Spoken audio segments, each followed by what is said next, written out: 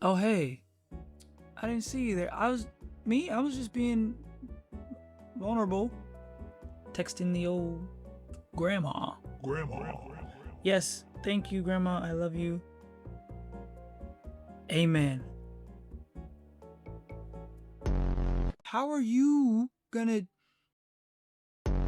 You shouldn't be vulnerable, because if you're vulnerable, that makes you weak.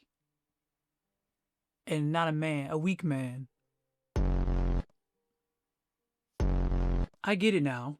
As someone who thought they had vulnerability figured out, and then who later learned that shit goes deeper. It's everywhere. It's at the core of every single emotional conversation. You have to have it. It's the key to connection. You should be doing it. If you do it, if you do finally open up, your life will get better, your relationships will get better, all of that. So you probably dived in and you've given it a good shot. You went deep. You talked about those dark secrets. You shared what's been keeping you up for the last 2 months, what you're stressing over. You're open and you're honest as best as you could have been. And well,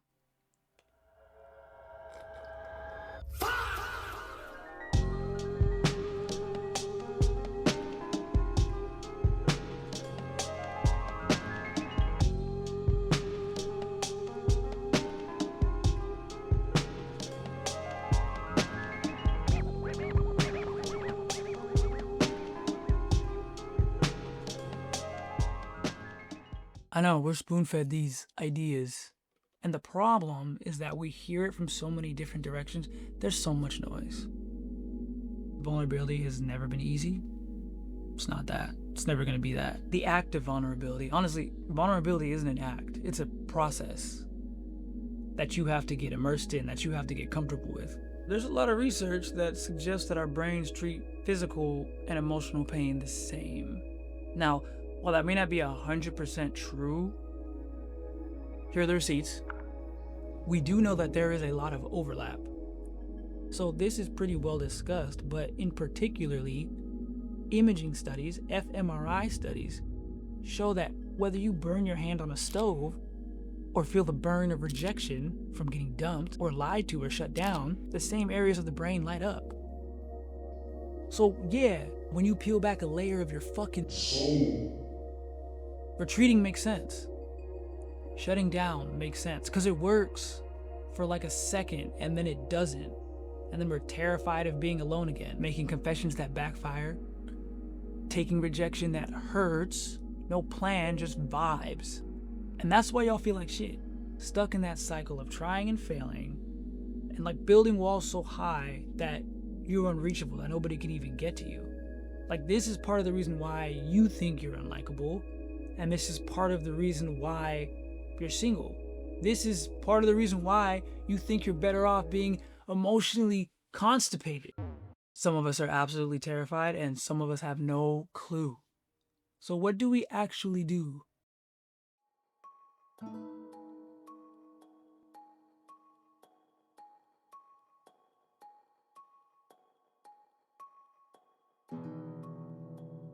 Okay, look, my nigga, you got two options, okay? You can either continue to do the dance of oversharing and shallow connections, or you can actually improve this skill. Disclaimer, because this shit is hard and it's uncomfortable in the beginning. But honestly, y'all just ain't good at it.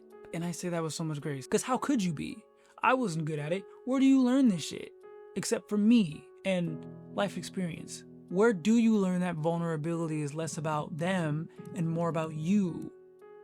Where do you learn that vulnerability is about safety, timing, and actually knowing who to give that access to? If you're anxious, if you have anxiety, if you hate yourself, if you have low self-esteem, I see you, but if you're not actively working on and through those things, this is gonna be killer. This is a lot of us, and some of us still refuse to admit it. But if you don't have a sense of security and safety, like in here, if you can't be vulnerable with yourself, the fuck? Especially for my dudes. If y'all have not begun exploring your emotions and figuring out what vulnerability means to you, there's a portion of that work that you have to do before this. Like, open that up. You gotta pull that top back, nigga, because you gotta get, that has to come first. It's like learning to drive, bro. You don't get to go on the freeway yet. You gotta sit in the car and you gotta push buttons. You gotta figure out what the blinker is, the hazard lights, the gas, the brake. You need to know what's in here before you start going out there. Serving dishes and you don't know the recipes. 2 stars. If you want to share, you gotta know what's going on in here. You don't need to know everything. But if this is new to you, it needs to start with you. And the best way to start that process is journaling. Just stop. Listen, bro. Listen. Y'all sleep on journaling.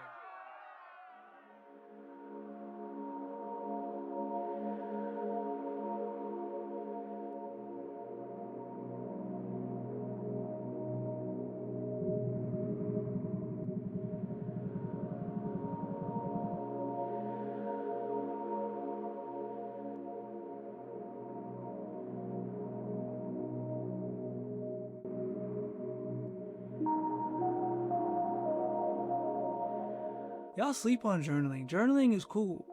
Writing shit down on paper is just 10 out of 10 experience. Go to the grocery store without a list and see how you do. When you make a list, it changes the whole game. It's like a grocery list for your life. It's like a grocery list for your life. Damn! Yes, I am hopeful for today. Take this just get a journal. When you write it down, it becomes a reality, observable. It becomes the truth on paper. You can't bullshit because it's right there. You can't bury it in your mind. You can't twist it into something it's not. It's safe, but you won't know that unless you actually try and intentionally write some shit down for yourself. A lot of y'all don't know what that feels like because you're in fucking fight or flight all the time. A lot of y'all go home and unravel. It starts here with you. Easy journal prompt to get started. Write down one emotion that you felt at the end of the week. One emotion and why you felt it. 1 sentence. And the next week, you're gonna write another one. Write this down on Friday. Next Friday, you're gonna pick another emotion. Now, after you pick that emotion and why, go back to the one you did last Friday. Go back to last Friday's emotion and reflect on that. There's no point in writing shit down if you don't go back. You gotta reflect on it. You gotta revisit those real emotions that you wrote down, that you captured, that you presented. You gotta go be vulnerable. What happened and why? Because there's more than just 3 emotions, right? Tell the whole story. Who got you fucked up? Who tried you? Whatever it is. Expand on it. And know it is what it is not an emotion. This will feel uncomfortable, but if you can't do this in the comfort of your own home, in the comfort of your own mind, good luck spilling your guts to someone else. Because this is how you learn the difference between dumping on people and sharing your vulnerability, because that's the whole point. You're not supposed to just take that shit and put it on somebody else. That's just heavy. That's why people throw it back in your face. You're supposed to show it and let people hold it with you because it's yours, right? You don't want to just give it to people. That's you. Just like with the journal, right? You presented your feelings, you presented your emotions, but you can't take them off the paper. But you can engage with what you wrote. You can engage with what you felt. You can be vulnerable in that moment. So journal, paper, pad, whatever. Paper, not a phone, paper, pen, pencil. So get in the habit of that. Get in the habit of sharing those parts of yourself with you. I know that sounds silly, but you got to start somewhere. I need y'all to think about who you giving the keys to. Who are you allowing to come into the vault? I'll say this 1,000 times. you get to choose. You get to decide how much you want to share, when you want to share. Time out. Because this is where y'all fuck it up. If we know that not everybody is cool peoples, and there's a possibility that if this doesn't go well, we could be hurt. If that's your fear, respect that. Why are we telling people that we haven't properly vetted our tea? Not everybody deserves to know what makes you tick. Some people will make you feel like shit for your experiences. Experiences that you didn't even want to be in. Why are we telling those people shit? Vulnerability does not have to just be sharing trauma. And let's not confuse sharing trauma and getting to know someone on a deeper interpersonal level with trauma bonding. Those are absolutely two different things. You can show vulnerability in small ways. Letting people know that you made a mistake. Asking for feedback. Telling someone that you don't know how to do something. Telling someone you don't know the answer to something. It doesn't have to be a tragic story all the time, but feel things out for you and the person that you're choosing to be vulnerable with. And during your time with these people, try to make sure that you're sharing it with people who deserve it. Is this someone who shows actual compassion and empathy when other people go through things? Are they ever vulnerable? Are they vulnerable with you? Are they vulnerable with others? Are they building bridges? Is this someone that you would share a secret with? Because if not, you might want to think about sharing those parts of you with them.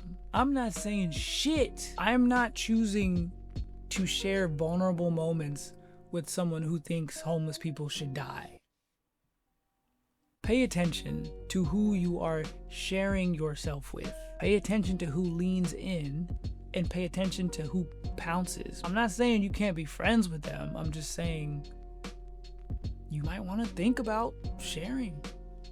Duh! Like, don't share your shit with assholes. Because some of y'all circles, some of the people y'all choose to date, some of the people you associate with are assholes. And like, have already shown you that they don't deserve your vulnerability. So small deposits, and if you feel noticed and respected, then you can further invest. Researchers call this selective vulnerability, but honestly, y'all don't need studies, y'all need hugs. Stop giving people your PIN and then wondering why your account is empty. Stop giving people your PIN number and then getting surprised when they use it. It's not gonna be perfect every time, but you can help yourself lessen the likelihood that you'll be in wild situations. Because the more information you have, the more informed choices that you're probably going to make, right? So minimize your chances of interacting with people who just don't fucking get it. How do you know when it's a good time to be vulnerable? Usually, the best time to be vulnerable is when you feel like being vulnerable. The only difference between now and then is that you're actively working on the two things we were talking about before. You don't want to be loose cannon. You need a little bit of discipline. There's always a cost to things like this, but your cost can be devastating if your timing's off because you've done all this work and for it to still not work out. That's tough. Sometimes vulnerability is just being in the moment with someone. Sometimes vulnerability is listening to them when they talk. It's not always about a story. It's not always about your story. Vulnerability is about depth, and it's also about context. And sometimes the depth doesn't match the context. Sometimes the context doesn't match the depth. Sometimes it's not about diving in head first. Sometimes it's about pacing.